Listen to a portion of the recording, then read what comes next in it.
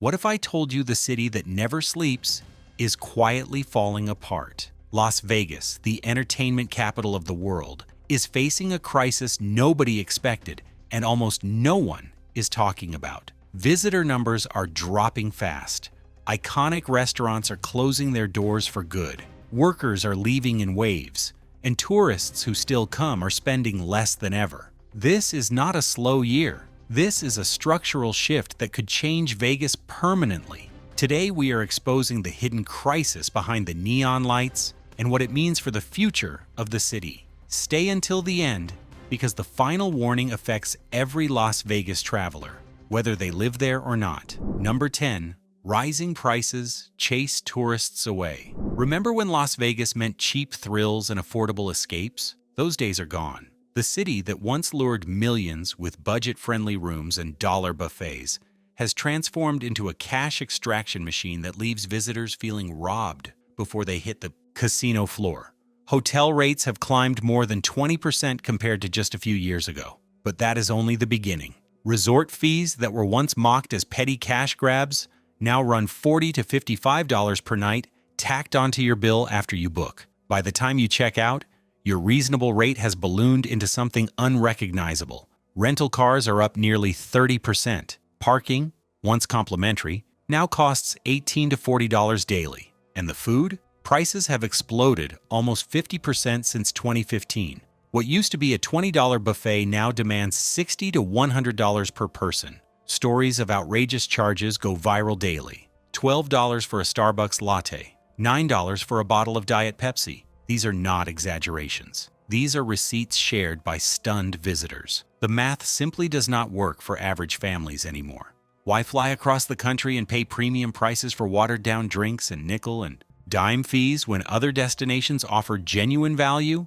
The tourists are doing the math, and many are walking away. But even when tourists do pay the price to come, another problem makes them feel like Vegas just is not worth returning to. Number 9. Entertainment fatigue. Las Vegas built its empire on spectacle.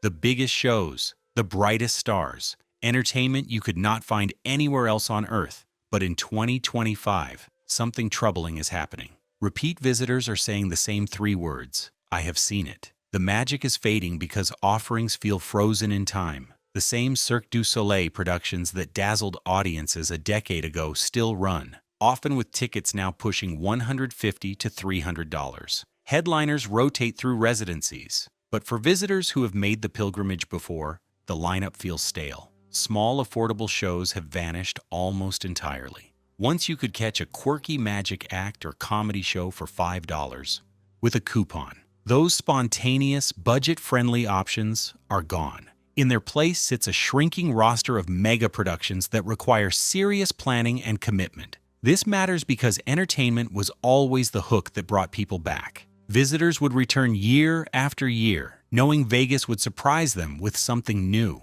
Now, regulars describe feeling like they have already experienced everything the city offers. For first-time visitors, the spectacle still impresses, but the lifeblood of Vegas has always been repeat tourism. When loyal customers start questioning whether another trip is worth it, the city faces a problem no amount of construction can solve. And while shows struggle to innovate, another crisis is unfolding inside the resorts themselves. Number 8. Staffing shortages hurt service quality. Imagine paying $500 a night for a strip hotel only to drag your own luggage through the lobby. Imagine waiting 45 minutes for a poolside drink. Imagine checking in and finding no one who can actually help. Welcome to Las Vegas 2025. The city that prided itself on world-class hospitality is quietly dismantling the very service that made it special. Bell desks have been eliminated at multiple properties. Concierge departments have been gutted. Restaurants that once had servers attending to every need now rely on skeleton crews, where one exhausted worker handles what 3 used to manage. Guests consistently report longer wait times, understaffed venues, and service that feels more like a discount motel than a luxury resort. Front desks resemble DMV counters. Housekeeping requests go unanswered for hours. The human touch that defined the Vegas experience is disappearing. For casinos, the cuts look good on quarterly reports. Fewer employees means lower payroll, but for guests paying premium rates, the math feels cruel. You are spending more than ever and receiving noticeably worse treatment. That disconnect creates resentment that spreads fast on social media. When travelers share frustrations online, potential visitors take notice. The reputation damage compounds with every viral post complaining about service that does not match the price tag. But here is the uncomfortable truth. Casinos are not just cutting staff because they want to. Many positions go unfilled because the workers themselves have made a decision. Number 7. Workers leaving the city. Behind every struggling restaurant and understaffed hotel is a story no one wants to tell. The workers who built Las Vegas are leaving. Living costs in the valley have skyrocketed. Rents have climbed past $2,000 for a basic 2-bedroom apartment. Housing prices have surged more than 300% in just over a decade. Meanwhile, wages in hospitality have not kept pace. The median household income in Las Vegas hovers around $72,000, but to comfortably afford the median-priced home, you need closer to $115,000. Workers who once carved out middle-class lives on Strip paychecks now find themselves choosing between rent and groceries. Many are choosing to leave entirely. States like Texas, Arizona, and Tennessee offer lower costs, less brutal summers, and jobs that stretch further. The Las Vegas metro area ended 2024 with an unemployment rate of nearly 6%, the highest of any large metro in the country. But that statistic hides a deeper problem. Many workers are not unemployed. They are gone. Dealer schools report declining enrollment as fewer people see Vegas as a land of opportunity. Newcomers who once dreamed of starting fresh are rethinking their plans. When the workforce shrinks, casinos cannot fully staff operations even when demand exists. The result is a vicious cycle. Understaffed properties deliver worse experiences, which drives away visitors, which further reduces the need for workers. And when fewer workers stay to support the system, something strange happens to the Strip itself. It no longer runs 7 days a week. Number 6. Tourism peaks only on weekends. Drive down Las Vegas Boulevard at 6 in the evening on a Wednesday, and you will see something unsettling. The sidewalks that should be packed with tourists are eerily quiet. The pedestrian bridges that overflow on weekends feel almost abandoned. The city built to never sleep is taking midweek naps. The data confirms what locals already know. Midweek hotel occupancy has fallen sharply, dropping more than 6 percentage points in recent months. Weekend visitors still arrive in strong numbers, but the Monday through Thursday crowd that once kept restaurants busy and gaming floors humming has thinned dramatically. This pattern devastates businesses that depend on consistent foot traffic. Restaurants cannot survive on 3 good days, followed by 4 slow ones. Shops cannot pay rent when half the week brings near empty aisles. The solution for many has been to reduce hours or close entirely. Convention attendance, once the savior of midweek occupancy, has also softened. Major conferences bring compression and fill hotel rooms from Sunday through Thursday. But when those events rotate elsewhere or cancel, the gap becomes painfully visible. Las Vegas has always been an event-driven town. Now the question is whether a city can survive when most of its economy only functions 3 days a week. And when tourists come less often, they start looking elsewhere entirely. Number 5. New destination competition. For decades, Las Vegas had no real competition. If you wanted the ultimate party, the biggest shows, and round-the-clock entertainment, you went to Vegas. But that monopoly is over. Miami has aggressively positioned itself as a trendier alternative, attracting younger, wealthier crowds with beach clubs, art scenes, and celebrity chef restaurants. Dubai has become a playground for international luxury seekers, offering experiences that make the Strip look quaint. Domestically, Nashville and Austin have emerged as fresher destinations for travelers seeking something new. Budget-conscious tourists are discovering that other cities deliver better value.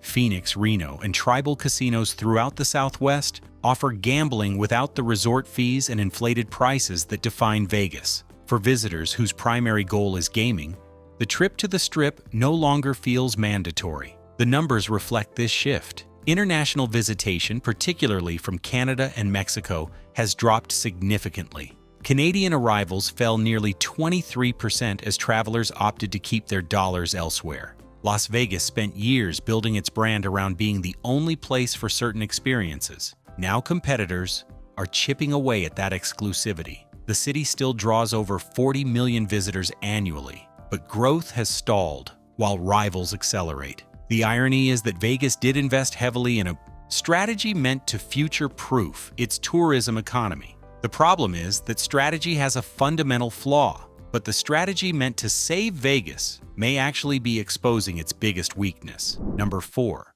Sports are not a daily economy. Las Vegas transformed itself into the sports capital of America. The Raiders, the Golden Knights, Formula One, the Super Bowl. Billions poured into stadiums and events that promised to keep visitors coming year-round, and on paper, the investment paid off. Allegiant Stadium alone generated over $1 billion in economic impact in a single year. But here's the catch. Sports events are occasional. A Raiders game fills the stadium for 3 hours on Sunday. WrestleMania packs the venue for one weekend. The Formula One Grand Prix creates frenzy for a few days in November. And then, the city returns to normal, and normal has become uncomfortably quiet. Between major events, the traditional economy of casinos, shows, and restaurants must carry the weight. But those sectors are struggling precisely because visitors increasingly time their trips around specific happenings rather than coming for the ambient Vegas experience. This creates a boom and bust pattern that punishes businesses unable to capitalize on event weekends. A restaurant that thrives during fight weekend might barely survive the 2 weeks of calm that follow. Staff schedules become unpredictable. Planning becomes nearly impossible. Sports transformed Vegas into a destination for marquee moments. But a city cannot run on moments alone. It needs the everyday visitors who once came simply because Vegas was Vegas. And those everyday visitors are increasingly making a different choice entirely.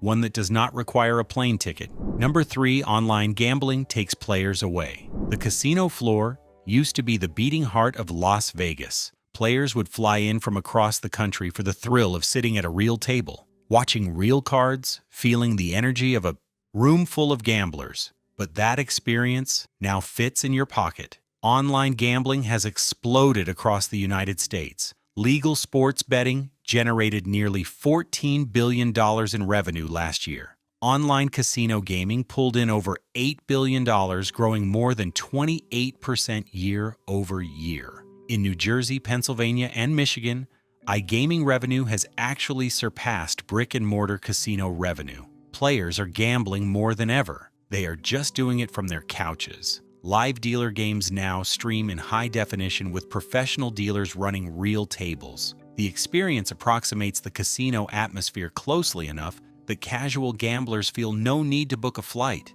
Why spend money on hotels, flights, and food when you can place the same bets from your living room? For Vegas, this shift undermines the fundamental value proposition. The city always extracted revenue from visitors who came for gambling and stayed for everything else. When the gambling happens at home, those visitors never walk into a restaurant, never catch a show, never leave a tip. Nevada has been slow to embrace online gambling beyond poker, partly to protect physical casinos, but the rest of the country is racing ahead.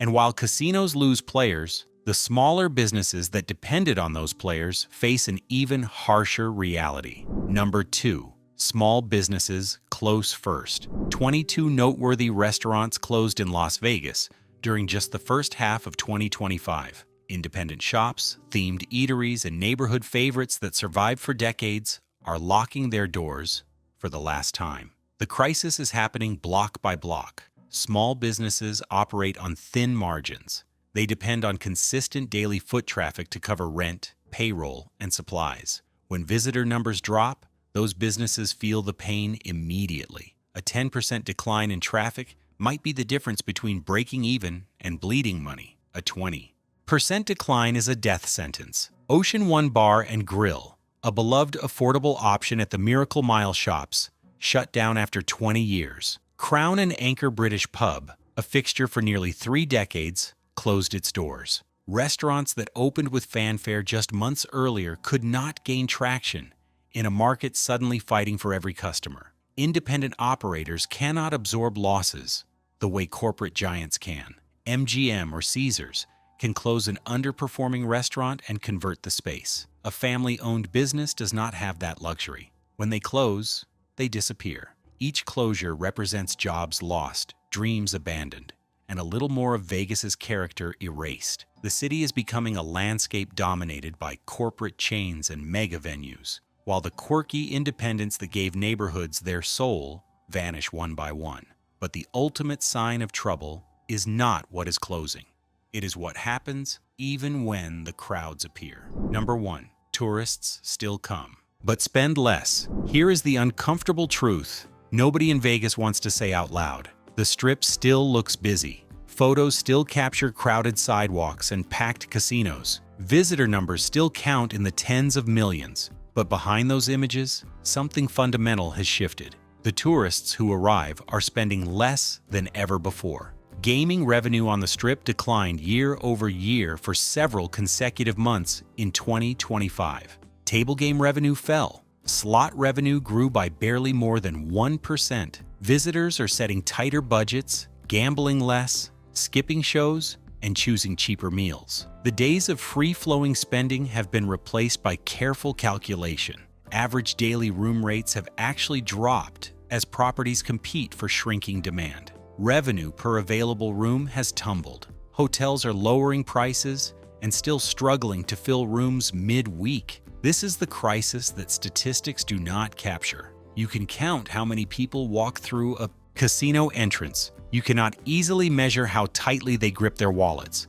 But the businesses inside those casinos know. Every bartender, every dealer, every server can feel the difference. Tips are smaller, bets are lower, tables that should be full sit empty. Las Vegas is experiencing something almost impossible for a city built on excess. Visitors are showing up and choosing restraint. The Strip may still glitter at night. The fountains still dance. The lights still flash. But behind the spectacle, a city is quietly asking itself whether the party is finally winding down. What do you think? Is Las Vegas facing a temporary correction, or is this the beginning of something deeper? Drop your thoughts in the comments. Hit like if this opened your eyes, and subscribe so you do not miss what we uncover next.